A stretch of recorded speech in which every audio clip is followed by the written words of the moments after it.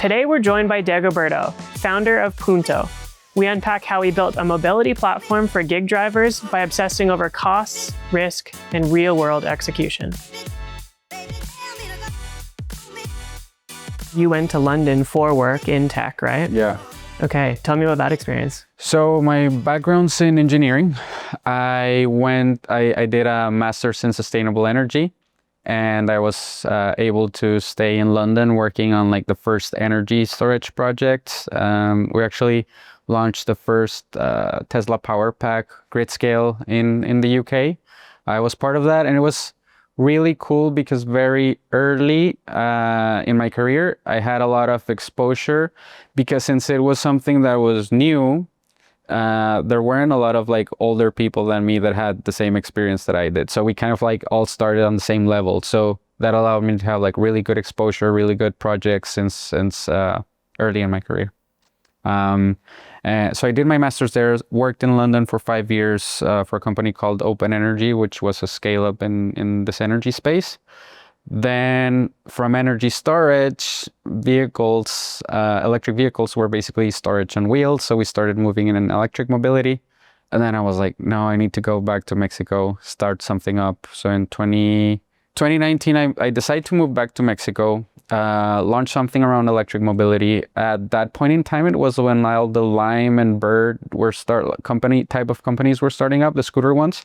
And I was like, well, this doesn't Mexico definitely needs cheaper transport, electric transport, but the scooters are not going to work. The road infrastructure is not there.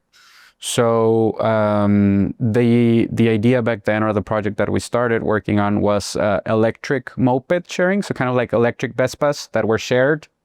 And I graduated from Tec de Monterrey, and we made a partnership with them to launch in the university district. We were halfway through our fundraising round to actually purchase the mopeds, and then COVID came. And it was like, wow, what are we going to do? We all thought it was going to last less than it did. So we kind of like paused the project for a couple of weeks, then noticed it was going to last longer. The university closed down. I think it was closed down for like a year and a half, so we wouldn't have been able to start. So I think everything happens for a reason, and we were a bit fortunate that we hadn't like closed around like maybe a month before COVID hit, because otherwise we would have put in the purchase order and we would have received the mopeds, and then we wouldn't have have had a place where to put them to work, right? So yeah, kind of paused the project, started trying to do some consulting things, did a couple of podcasts with that I was invited to, and in the end, one of our investors for that project owns a large transportation group here in Monterrey. He he calls us over and he's like, well, I'm restructuring because of COVID. I've also had to put down fires.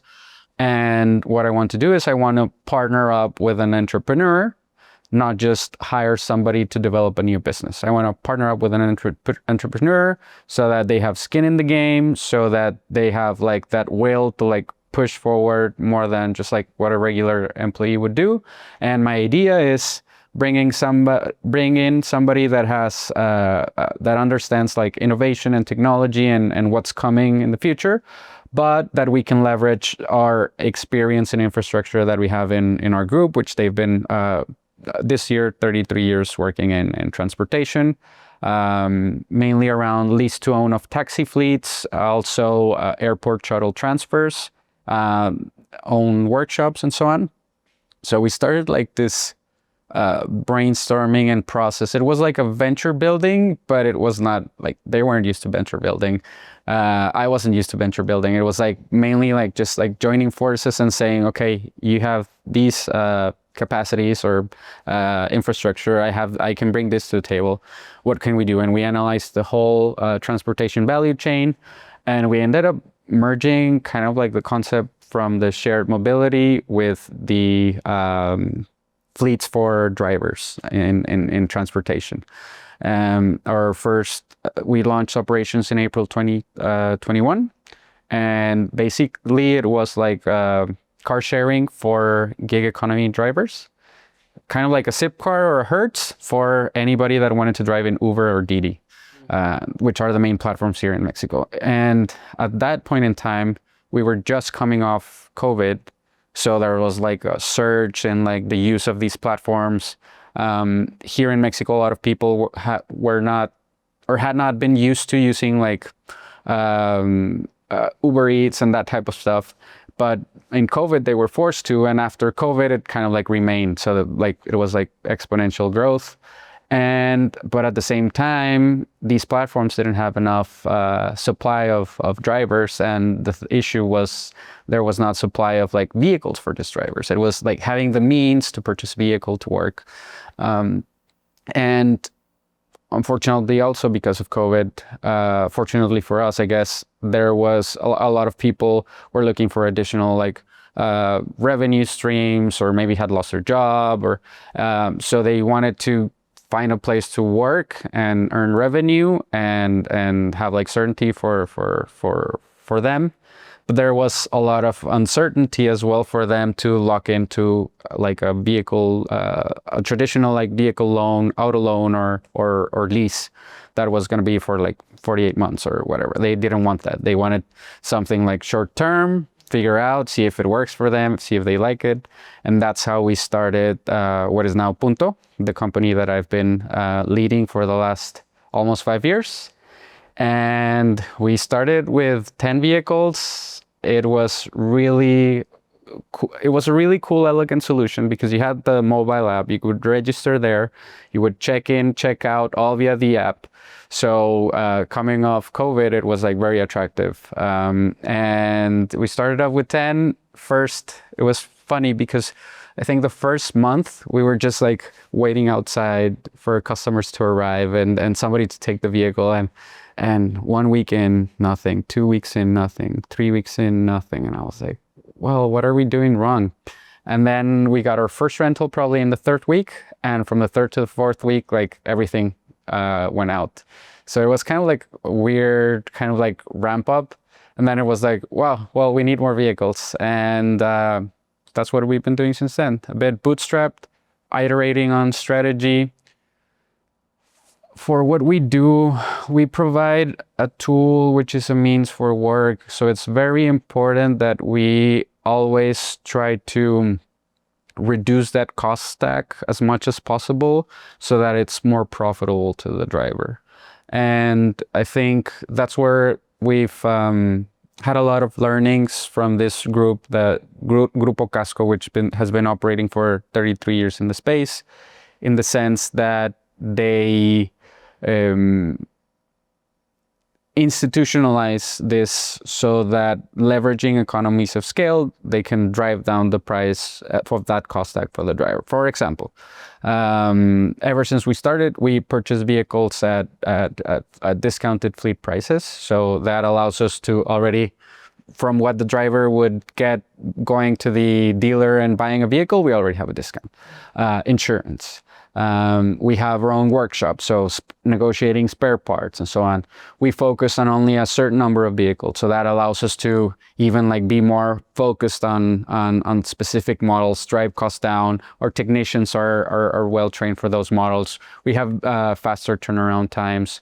And then the other thing that a traditional driver that goes and gets a vehicle loan and is like an owner of their same vehicle, of their own vehicle, the issue that they have there is that maybe they have an accident, or maybe they need a repair, or maybe they get ill or something. And when your sole revenue source is working in these platforms, and you lose your vehicle to work in these platforms, or you're not able to work in these platforms, but you have like that fixed cost of, I need to pay my vehicle loan, I need to pay insurance and so on. It's kind of like risky that you lose the income, but the revenue, and you still have that expense to make every month. So where we act a bit different in that regard to a traditional like leasing company is that we have programs to do auto replacement. So in a case that, let's say maybe you're driving for us and somebody crashes onto you and your vehicle needs to go to the collision center, what are you going to do? Are you not going to work for 2 weeks? So we provide a vehicle for you to keep on working. That kind of solves that potentially vicious circle for them. Then, so it was the auto repair. So driving down the cost stack, the auto replacement program, and yeah, that's basically our value proposition for the customer, driving down the cost and keeping them like a safety net in case they need to, instead of losing their revenue. Also, when they become ill, for example, or they're going away on holiday, they can bring back the vehicle to us, and we kind of like pause their subscription or their lease during that time, so they have like a bit of time to catch up, and then when they want to continue working, they can get back up and running. So they're only paying when they physically have the vehicle to work? Yes, exactly. Okay, cool. Yeah, that's kind of like the whole concept of what we're trying to achieve. Yeah, make it easier for them to basically pair up revenue versus their costs. Yeah. Maybe going back to that cost stack, the last push that we're also making is on electrification. Since we started, all our fleet is CNG converted to compressed natural gas. Why? Because the cost per kilometer of natural gas is around half of what it is on traditional gasoline. And the fuel cost is a really large component of the driver's cost. So basically, we try to drive down the cost of that same cost stack through fuel. And recently, there's been a lot of incorporation of new electric models in Mexico that are starting to hit those price points that we are after. And we're deploying electric vehicles now for our customers. And it's also like we've seen how that changes the way they work as well, because they're saving more money and fuel cost. They're not having to spend time going to the refueling station to charge up fuel, which, believe it or not, could be taking up to like 45 minutes, 1 hour of their time every day. So now they just arrive home, plug it in, and then the next day they're ready to work again. You reduce maintenance costs as well. Driving is much smoother. So more of the like less expensive vehicles that you have here that are used for driving in the platforms are manual transmission generally, if they're combustion. But when you go electric, it's all basically electric, automatic. So you don't need to be shifting gears. They don't get tired in their feet, less vibrations when they're moving forward. And if they're stuck in traffic, they're like regenerating energy, and then it's just a much more comfortable experience for them. So I think that wraps up kind of like the value proposition, which is like cost, reducing risk, and then making their experience working for platforms much more comfortable. Yeah.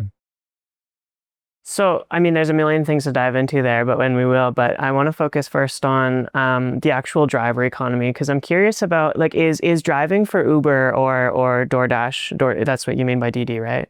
Didi, no, Didi is like Uber's rival here. Cool. In Mexico, yeah. Got it, okay. And those are the two main ones? Those are the two main ones. Okay. Such as you have in the US Lyft and Uber, here are Didi and Uber, the big companies in rideshare. Yeah. Are most drivers for these companies, are they able to make a full-time living from driving, or is it typically like a supplemental thing, like you said, coming out of COVID? Yeah, so we have different kind of like archetypes of drivers. We have those that are like full-time drivers, and they do like 10 hours per day, 6 hours per week, and they make really good money. Then we have those that are kind of like have a part-time job, and then they supplement with driving for these platforms. So there we kind of like have that gap where we don't see what they're earning in their other job, but we know they're happy and comfortable with what they're making. And then with the flexible rental product that was our first initial product, they have flexibility and they can book for the weekend. So we have those occasional renters that maybe were driving or maybe are having a full-time job, and then on the weekends they work in these platforms using our vehicles. And then the last kind of type of use case that they may have is those that own their own vehicle, and maybe their vehicle is getting serviced and they need something short term to to operate in these platforms. So they come to us for that. We're starting to push more towards like having longer term customers, contracts, but it's still like a very good source of origination for us, getting like these shorter term rentals, which we can then like upsell or move on into one of these like longer term commitment products. Mm-hmm.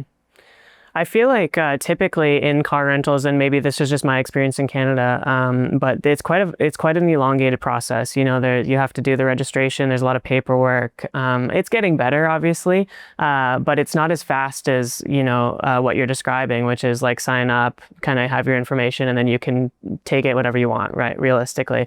So I'm curious about the barriers that you had to overcome to ensure that it is a smooth process, that people can just like they're not bogged down by going to get this vehicle on the weekend, for example. Yeah, that's a really good question, and I think this is going to be a really good insight for your podcast, because I'm a big fan of technology, and I'm like a perfectionist, and I like solutions to be like very like streamlined and so on. So we actually started the other way around, in the sense that, as you said, we had this solution that was like mobile, fully digitalized experience, check in and check out via the app, in a market that is like less developed, like traditional tech economies, and they're in a sector that has been very traditional, as you say, for rental companies, and like these big contracts, and you need to pay a deposit, and like very, very burdensome. Even like today, if you go to one of the main like rental companies, you can spend an hour there. If you want to go rent a vehicle in Cancun, you spend an hour there waiting for the vehicle. We started the other way around, giving them a very simple digital solution. But what we noticed is that, even at the beginning, we didn't have like a physical location to like give customer support and so on, or onboarding for the customers. Everything was digital via phone and WhatsApp. And we had to scale back a bit, because a lot of these customers, they wanted to go speak to a person physically, face to face. They wanted to see the vehicles physically. They would sometimes complete their registration onboarding process, and then they were like, well, how do I check in? How do I start? And then we had to go out with them and explain them like how to open, and then they would open the door, and they would be like, wow, like, did the door just like I can just take it now? So it was for them really hard to believe. So we spent a lot of time in like this like very tech elegant solution that in the end was there was a bit of friction for them to adopt. Once they on board and they do their first rental and so on, then it's very attractive for them, because then they can, if they've already stopped renting for a period of time, and then they want to get back, they know they can just do so without even like walking into our offices. But then there's also challenges that we're merging like the digital economy with like the physical realm. So we have vehicles, and these vehicles they need to be clean, they need to be maintained. There's accidents. Sometimes you get a flat tire, or sometimes you go through a pothole. So we need to really like review and inspect all these vehicles when they get back from a driver. So then there you really need a lot of infrastructure and like the workshop and so on. So it's a bit strange that with a lot of really digital in the sense of how you book and you pay and you extend your booking and so on. But then for us, it's like a lot of operational workforce that we need to like ensure that we have like a really good quality product for them to drive, because it needs to be a safe product for the drivers, for the passengers, and a profitable product for us as well in the end. Of course. Yeah. Yeah, I think that's really interesting, and this is kind of a common theme on this podcast is when we talk about like disruption and new innovation that people aren't used to. It's like obviously a really sexy product, but then it requires education because people just simply don't know how to use it. Yeah, a lot of education.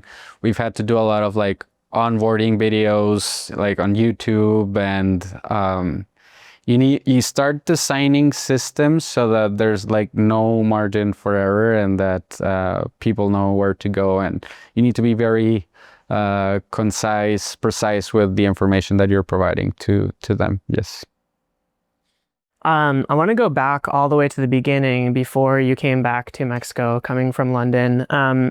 You said with conviction that it was time for you to start something, and you knew that. I'm curious, what are you from Monterrey?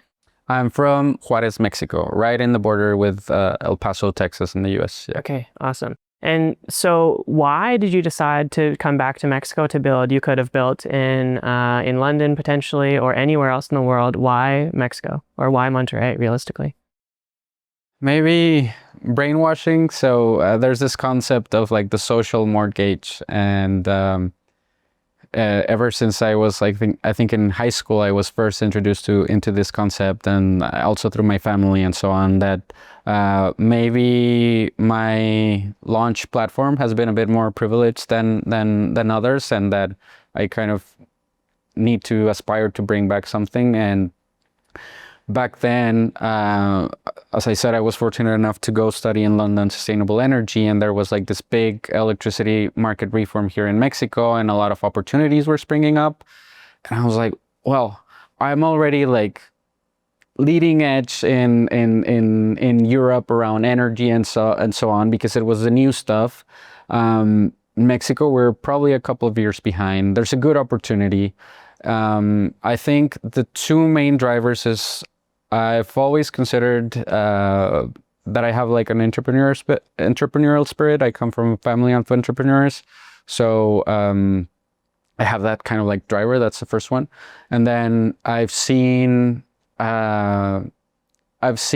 people in Mexico start, develop, grow business, and what impact can that have?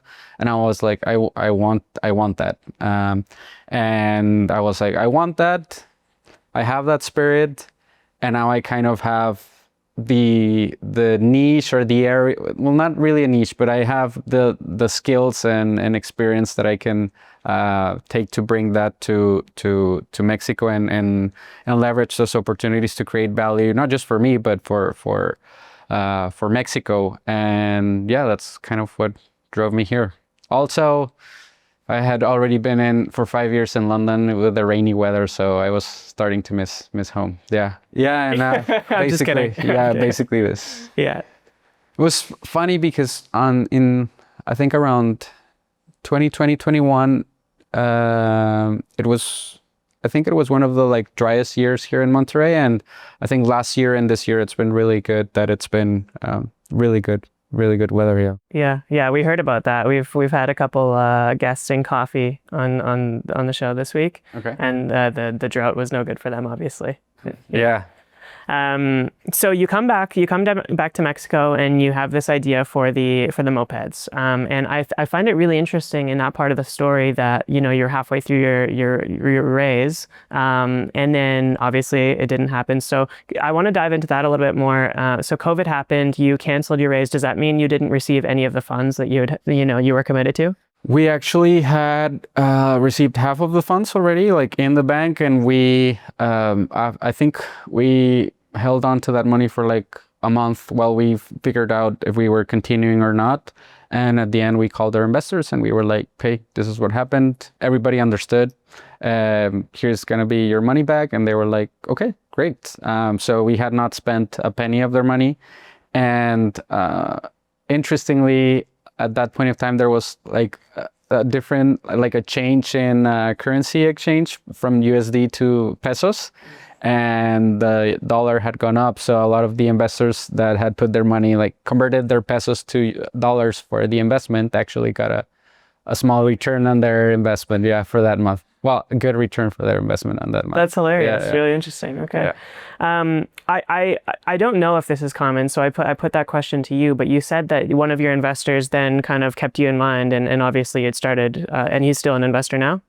Yeah, he's the main shareholder of the transportation group that we're partnered up with, Punto, which is our main shareholder at the company that we have in Punto. So, yeah, it's kind of like we've Punto was launched independently, and then over time has kind of become a bigger part of this group, and it has become more consolidated into this group. So yeah, I think long term it's just going to be run like a business unit within this larger transportation group. Mm-hmm. Awesome. And so that relationship, did you anticipate that might have happened because the way that I look at it is that people buy into people, right? So I'm sure you had this great idea with the moped company. This investor decided, you were going to be a good investment. Your idea was good. You were good, etc. You close the moped company, or at least pause it for the time being, because you're not sure what's going to happen. And he says, let's continue working together. Yeah, it's been more of just an investment. It's been more of a partnership. They've been really involved, he specifically in the project that we have, and it's very within the realms of what they already did. So it's more of a business that grew within that business than growing out on its own. Obviously, at the beginning it was, but over time it's become more relevant to merge it with the activities of the broader group. Think about our service workshops, for example, that are run by them and so on. So yeah, I don't know if that answers your question. Yeah, so more of like a partnership. Awesome. And so you said you launched, you had 10 vehicles, and it took you 3 weeks to get a booking, and then it just kind of went crazy from there. What do you attribute that bell curve to? Like, what happened that kind of started that upward trajectory for you? I don't know if you've heard of this book that is called The Cold Start Problem. So analogy to a vehicle, when you're trying to start it out cold, like sometimes you struggle a bit, and I think that's basically it. It's just takes a lot of energy and willpower to get it to start, but then once it starts, it can work well. And I think we had a really good we've had a happy problem since the beginning, because right now we have more than 20,000 registered customers, so way more demand than we have supply. Obviously, we've been bootstrapped, and vehicles cost a lot of money. So growing a fleet, being able to grow that organically without in a bootstrapped environment, without investment from a really big fund, has it's cost us time and energy and a lot of focus. We've wanted to do it that way as well, because through COVID, you also saw a lot of these big companies that were raising a lot of money, then they were going under. You don't have that really good market fit. So we always valued profitability over, well, not always valued it over growth, but we've tried to find that right balance of profitability and growth. I think it also has to do a lot with this group and investor that we have, because they've been there for 33 years. So if you take a wrong step, then you lose what you've already built over 33 years. So being careful in that regard, which for me has been like a learning process, because you come from a more individual thinking startup, shoot for the stars, don't care about anything else. But I've been kind of grounded by them as well, and I've had a lot of good learnings from them. And I think Punto is a result of that. Maybe we haven't been able to grow as fast as I would have wanted initially, but at the point where we are starting to develop these really good partnerships with the rideshare platforms themselves, dealers, and a lot of touch points with the ecosystem that we built, that I'm sure that will ensure our growth long term, for sure. Walk me through what those partnerships look like. Are you physically, or are you recommended by Uber, for example, or how does that look? Yeah, so we're a means and tool for drivers to operate in these platforms. For the platforms themselves, we solve a really big issue, which is like having access to the vehicles. So their incentive is to grow the number of drivers that are on their platform, and we facilitate that. So yeah, the partnership there is like, help me give these tools to these drivers. Traditionally, these platforms have been really asset light. They focus just on the drivers, such as like Airbnb has and so on. And right now we are like that arm that is like owning and operating the asset. And then there's the driver, which is like a very important part. So we kind of, this kind of fits in really nicely. We'll see how that changes with autonomous vehicles. But right now it all fits in really nicely with them. Yeah. I want to talk about autonomous vehicles. That's interesting to me. But first of all, what do you think your market cap is here in Monterrey? Yeah, so the market, at least here in Monterrey, is at of around 45,000 to 60,000 drivers. Last time I checked, Mexico, at the Mexico level, it was around 300,000 gig drivers. So we're like just scraping a tiny bit of that. I think we can definitely scale much further, and that's in our plans. We have really ambitious growth plans, and just going forward, we still need to kind of like find that right balance between that growth and the profitability. And I think this year has been like a very relevant year for us, in which we're like everything's starting to fall into place, and now it's like, okay, now let's go eat the world. Yeah. Awesome. So your plan is to copy paste this in other markets going forward? Yeah, for sure. For sure. We've thought about other geographies within Mexico and outside of Mexico as well. There's like, yeah, just a growing need for that. And the really good thing with what we're building is that the bigger we get, the better the product we can offer our customers, because it all comes down to what I was mentioning at the beginning, that we can reduce that cost stack, make it more profitable for them. So we can then therefore have a more competitive product in the market and a more attractive product for customers. For you specifically, I know, like, if I was to ask this question to Uber or something like that, they might have a different answer. But for you, are companies like Waymo and that sort of thing, are they a threat to your business, do you think? I actually believe that with Waymo and the autonomous vehicle companies, we actually become more relevant in the ecosystem, because we're the ones that we've been owning and operating these assets institutionally for a long time. So before, these platforms were focused on the driver, and yes, we could provide a pool of vehicles and increase the number of vehicles and drivers in their platforms, but their main focus was the driver. But once you lose the driver being their main focus, then the attention shifts to the asset, and we're a really easy way for them to have access to assets and operate the assets. We're the ones that have the experience owning, maintaining, operating the assets. So I believe we become more relevant for players like them. So I think we're already starting to see in the US these rideshare platforms starting to work in hand with operators like us in the US. And going forward, we still don't have any pilot programs for AVs here in Mexico, but it's going to be really interesting what partnerships we build for owning and operating these assets. And when we go outside of Mexico as well, in which markets we participate in, and what sort of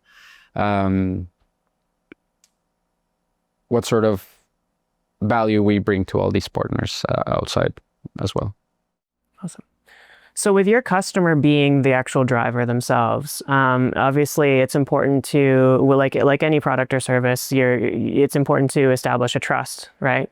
What are the things that you're doing with your drivers to ensure that they keep coming back as their primary option? Or maybe, one of the things you mentioned is that it's an easier barrier for them to come and rent from you rather than go purchase their own vehicle. But if they come into the industry, they start with you, they determine that this is something that they want to do long term. How do you, can you hold them back from going to purchase their own vehicle? Is it that much better economically for them?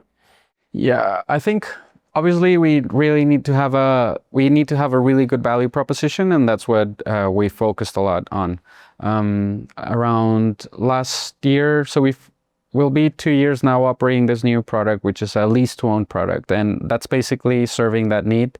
So drivers that are happy with us, they know how we operate, they're happy with our workshop, they like that digital flexible experience, but maybe now are looking to say like, hey, I want to be like a full-time driver, I want to make this my career, and I want to eventually be owner of my own vehicle. So with that lease to own product, we give them the opportunity to do so. So with that product, we reduce the cost stack even more because we take risk out of it. It's a longer time frame that we're looking at. So we're able to give them a more attractive product with that time commitment going forward, and eventually the vehicle becomes theirs. With the intention that after the 4 years that this lease to own plan lasts for, that after that they want to come back with us and get a new one and maybe sell the other vehicle, or maybe give it to their family member or whatever, and always have a good vehicle that is well maintained to be operated in these platforms. Just because driving in these platforms is so operationally intensive, they do around 250 kilometers. So a full-time driver does around 250 kilometers per day. So that's around 100,000 kilometers per year. Whereas you and I probably take our vehicle for servicing every 6 months or a year. They're bringing it for servicing every month. So it's really important to have a very well-maintained vehicle that is safe and useful to work in these platforms. So after 4 years, most drivers are already looking for the new vehicle that's coming afterwards. But they're relieved that they now own their vehicle, and maybe they can put it to work somewhere else or sell it, or, as I said, give it to a family member. Are those kind of opportunities, reminding people that there's a service due and that sort of thing, is that something that's top of mind for you as a customer service? It sounds kind of weird to talk about, but that is your customer service, right? It would be like, oh, you've had your vehicle, you haven't brought it in for a month, it might be time. Yeah, so I think that's where we have like this like really strong back office kind of like power, in which we have our systems that pop up the alerts and notifications for these drivers that, hey, you're due for scheduled maintenance, because it's not like a time constraint, it's like a mileage constraint. So we book appointments for servicing the vehicle for our customers when they reach a certain threshold of kilometers, and they need to come back and bring it into the shop. Yeah. Walk me through what a workshop looks like and what kind of value it has for your potential customers.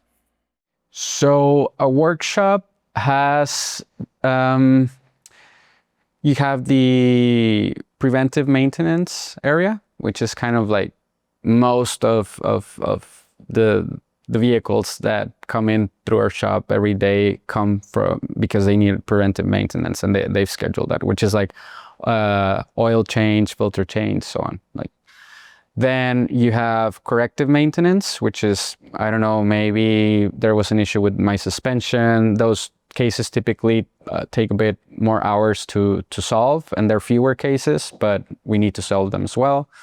Then we have the collision center. So it's natural of the business that there are accidents and vehicles need to get repaired because of crashes, or, like, as I said, even like falling into the wrong place in the street. And it's very important for us that we ensure like very high operational uptime of these vehicles. So it's faster, cheaper for us to service them in shop rather than sending them to the company that works with the insurance company. So yeah, I think those are the three main elements. The other additional one that it's not really customer facing is like all the power that we have for onboarding and offboarding vehicle software platform. So installing like GPS, license plates, cleaning, checklist, inspection, all that operational work of onboarding, offboarding vehicles, and then also every time there's a check-in, check-out of a customer, kind of like a hotel business. Yeah. I'm curious about the liability side of things, right? Like, I mean, is it pretty standard or pretty comparable rather to a standard car rental? Like if I were to go to any other car rental, or do you have something proprietary or different that you're doing? No, it's very standard. Obviously, there needs to be really good insurance policy that the platforms themselves ask us for a specific insurance policy to cover damages and third-party insurance for the passengers themselves. So as long as you satisfy that in terms of insurance, you're good to go. Everything else is similar to like a traditional vehicle or rental industry. Yeah. I want to talk about the importance of kind of partnerships, and specifically in your case, maybe, correct me if this is the wrong word, but maybe a mentorship role with your partner, as somebody who, you know, invested in you and obviously helps you still, right? He's active in the business, I would imagine. What is the importance of having somebody to lean on and bounce ideas and that sort of thing as a founder? I think it's definitely super important. Just to give you a bit more view on how it works, at least for us. So we have like this main shareholder of this transportation group, but then that transportation group also has the CEO. So I kind of have two mentors in that regard, with a lot of experience in general, and then a lot of experience in this specific industry that I'm working on. So that's giving me like a really fast learning curve in that regard. I think it's also giving me a bit of comfort that it's kind of like institutional advice, because we meet up and then we also have a board of our investors, and we discuss a lot of like these things that we need to fix, changes that we see in the market, sometimes or very early we're in our WhatsApp group discussing something, and then sometimes even like late in the evening somebody thinks about this is happening, or there's a shift here, or this company did that, and then we kind of like end up having a talk, and I'm always like, guys, let's instead go out, have like some dinner and discuss about it. But then you also like you can't be having dinners every day. You need to keep it business. So yeah, it's interesting in that regard. Yeah. Did you anticipate having like mentors? Have you had mentors in the past? Is that relationship important to you in general? Yes, I've had mentors in the past.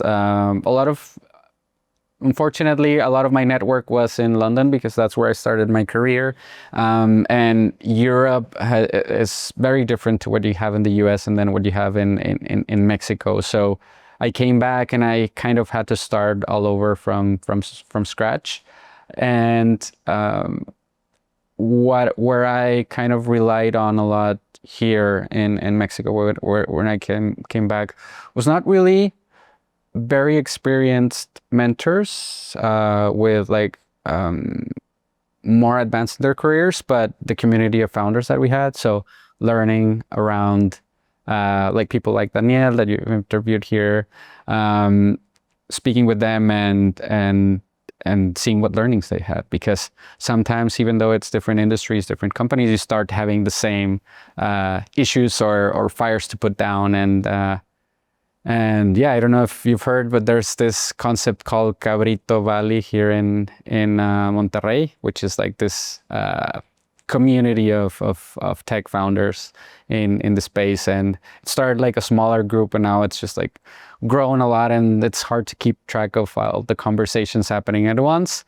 But I've been able to make some really good friends out of that, and get that support. And sometimes we have like, we meet up for drinks or barbecue or something, and discuss our problems and opportunities as well. Yeah, definitely. Well, I mean, I think one thing that's been very apparent through the conversations that we've had this week is that there's there is a strong sense of community, like I think there's other cities and other markets where people kind of keep their ideas close and they don't really share and they don't want to talk about their problems and all these different things. Whereas here it feels like everybody wants to share, everybody wants feedback, everybody wants to give and receive in a communal kind of perspective. So it's just really beautiful.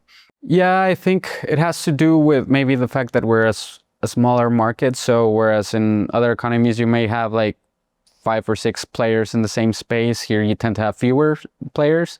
And then it's like, well, it's hard enough to do business in Mexico with like everything, and it's just like better to communicate and be friends and try to push, like sometimes even within like players in the same space, you have that dialogue and it's like, well, it's us against the market and we need to fix this together, just instead of being us against you, right? So I think that's definitely something a bit different from here. Yeah, like a collaborative mindset rather than competitive one, right? Exactly.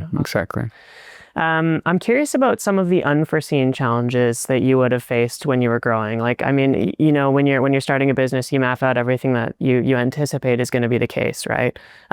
You can plan for things. You're planning your product, etc. One of the things that comes to mind is that you needed to focus a little bit on education for your customers and that sort of thing. But was there anything else that you were like really surprised about that you hadn't prepared for?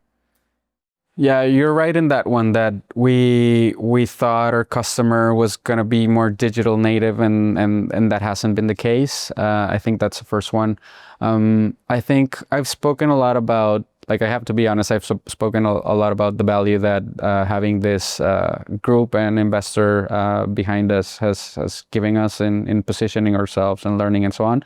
But it's also a different dynamic than just being on your own, being able to take decisions individually and well, a lot of like just the regular tech founders live. And I think for me, that's been a learning process as well, because sometimes you want to go a bit faster and you need to be a bit more grounded.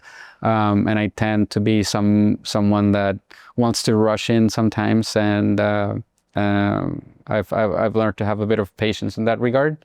But that's allowed me to understand how like you need to have like governance in a company and give feedback into like your board and your investors and how to operate in that regard. So yeah, understand how a more like a larger, more structured company already works, even though right now we're still kind of like in a startup, smaller type of company stage. Yeah. In that same light, as a founder and as a CEO, it can, it can feel, and it is, that everything's on your shoulders, right? There's a lot of pressure, decisions, that sort of thing, mistakes, that it all comes down to you. I'm curious how you deal with that pressure. What does that look like for you? Yeah, and it's funny that you mentioned that, because it also kind of brings back to the previous question in the sense that when I started Punto, the moped business, I did have a co-founder, but with COVID and everything, he ended up going somewhere else. So at Punto, I started on my own. With the backing of Edmundo and Jose Manuel, which are like the CEO and investor that we've been speaking about. So they've kind of been my co-founders, but they're also not in like 100% full time, because Edmundo, the CEO of Casco, needs to look after the whole group. So even though he does give Punto a lot of time, it's not like a full source that I have there to rely on. And yes, it's hard, because I'm looking at everything. It was funny because when I started, I was the only one in the team, right? So I was looking at legal, I was looking at marketing, I was looking at tech. So over time, what I've had to become good at, not saying that I was, or not saying that I am, but I've had to become good at, is delegating growing a team, growing a team, structuring it, and delegating those functions. Because yes, you can, if you get caught up in operations, then you're not having like that strategic vision. But then if you're just on strategic business vision, you don't have the operations to sustain that growth. So yeah, it's finding the right balance. It's definitely not easy. I'm still learning about it. So yeah. Yeah, it's I think that's like a lifelong thing, right? Like delegation is one of the most common topics on this show because it's so challenging and everybody faces it uniquely. But it's the only way to grow, right? You can't just be expected to do everything all at once. Yeah, and I think I've done a lot of thinking about this. I think a trait that founders have is that we like to do everything and we want to do everything, but you need to know at what point you need to stop doing everything or stop doing certain things. And I think that's the greatest thing that I've had to learn is like when to give up certain things, because you want to be close to your product, you want to be close to your customer, and but then if you're like so much into the detail, then you're not really doing your job. And for me, the saddest part that I've come to realize is like the function or the role of a CEO is hiring people that are better than you to do a specific thing and letting go of that. So you become like you have to become just like a really good recruiter. And I like to be a really good doer. So yeah, I think the most rewarding part for me is that 0 to 1. Maybe the 1 to 100 is less attractive. But yeah, that's what I've learned. Yeah, 100% agree. In that light, you said the 0 to 1 is more attractive, which is really interesting. Does that mean that maybe there's other opportunities in your future, maybe other businesses that you're thinking about? Yeah, definitely. I think it's hard to. Obviously, you get a lot of bruises starting up, and thinking about starting something else again. It's like, oh well, like do I really want to go through all of that again? But then that's where I find I can bring the most value. That's where I find where my skill set can be more useful. And then even like, I mean, sometimes you start browsing like opportunities just to see what the market and what's out there, and you're like, I've become kind of unhireable because you don't fit in like a specific box, and it kind of tells me like, well, no, I need to, if I do something else after that, it needs to be another entrepreneurial activity. So, yeah. Yeah, that's a really interesting point because I think as entrepreneurs, you think you can be hired for anything. You're like, oh, we shouldn't be thinking about fallbacks. But if we were, it's like, oh, well, somebody will hire me because I have all these skill sets. And it's like, well, maybe not because you didn't actually do anything and you have nothing to show for it. Yeah. Yeah, it's really interesting. Yeah.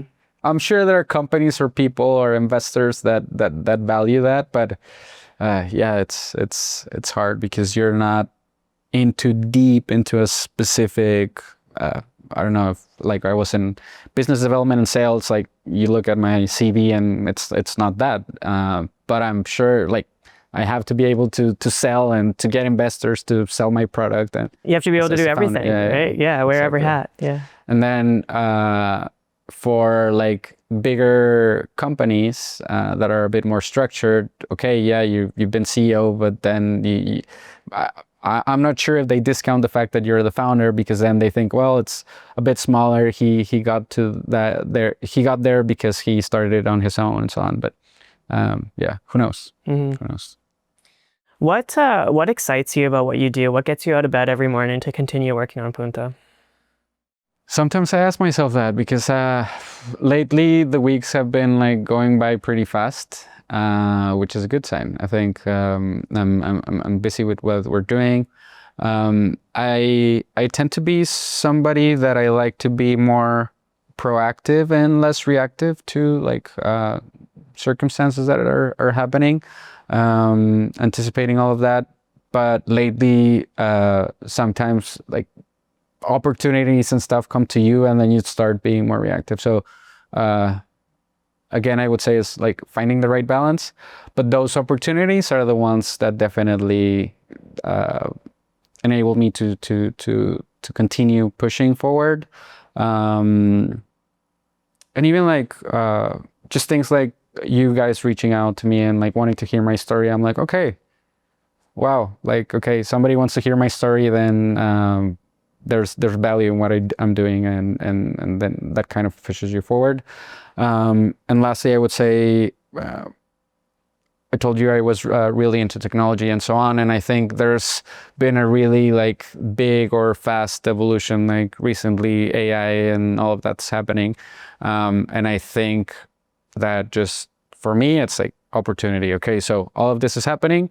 What can I use of that to make my product better, make my product more competitive, more attractive, and yeah, I think maybe I'm a tech geek in that regard. It's good though. It's a good time to be a tech geek, right? Yeah. A tech geek without a coding background, right? Because you can like, now you can prototype anything you want very, very easily. Yeah, definitely. But I think also now you can vibe code, right? Like, Yeah, well, yeah. it's starting to be a more realistic option. Yeah, definitely. And I think the other thing is having a good platform for you to launch whatever comes next. If you've done it once, then why can't you do it again? So if you've done it once, I think you have more confidence. You now have a network. You have like that validation that you've done it. You've built a team. You already perhaps have a network of high net worths or investors that you can access for a pool of capital, or even your own net worth. Like you can put something in to start up something that it's like fully your own without having to dilute yourself. So yeah, I think it only gets easier in that regard. But as I said, there's bruises, and you're like, oh, do I want to really do this again? So we'll see. Just kicking your shin on the stairs. Yeah. What does success look like to you? Success for me, I think fits in really well with the last question. Having that capacity or freedom to build what you want to build. If it's that you need time, if it's that you need funds, if it's that you need the capacity. So having that capacity or skills, I think having that to do, hey, I have this idea, I want to do it. Being able to do so, I think that's what success looks like for me. Yeah.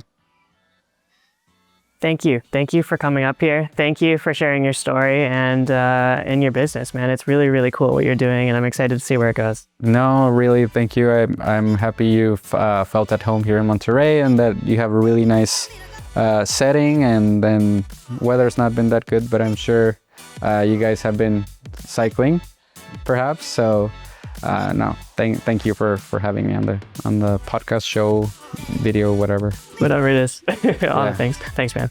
Thank you.